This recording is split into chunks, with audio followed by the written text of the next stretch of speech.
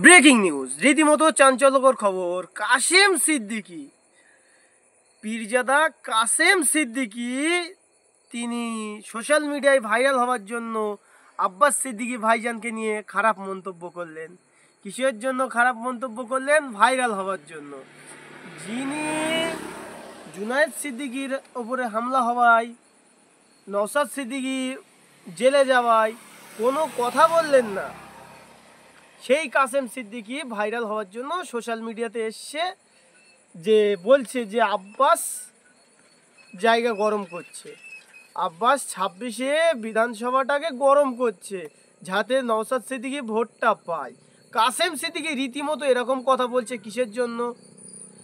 কাসেম সিদ্দিকীর ভিডিওটা দেখছিলাম, একজন কমেন্ট করেছে যে কাসেম সিদ্দিকী বলতো যে নবান্ন কোম্পানির জানাজা নামাজ পড়া যাবে না, টিএমসিদের জানাজা নামাজ পড়া যাবে না, যে পড়বে সে মুনাফিক কাফের হয়ে যাবে, টিএমসি পার্টির চোর, নানান রকমের কথা বলেছে কাসেম সিদ্দিকী। রীতিমতো ওনার ভিডিওয় একজন কমেন্ট করেছে যে তাহলে আপনার জানাজা নামাজটা কে পড়াবে। রীতিমতো আমি দেখে অবাক হয়ে গেলাম যে কাসেম সিদ্দিকীকে এরকম খারাপ মন্তব্য করছেন।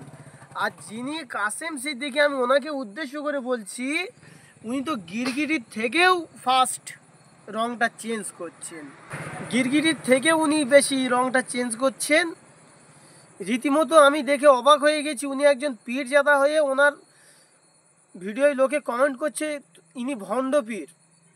কাসেম সিদ্দিকীর রাতে খাবার খেয়ে ভুল বকছে, পেট খারাপ হয়ে গেছে, আবার কেউ কেউ বলছে ভণ্ড পীর। তা এ নিয়ে আমি বলতে চাইছি, আপনারা যদি এখন না জাগেন তাহলে কি হবে? ভণ্ড পীরের কথা শুনে আপনারা নাচবেন? রীতিমতো চাঞ্চল্যকর খবর এটা।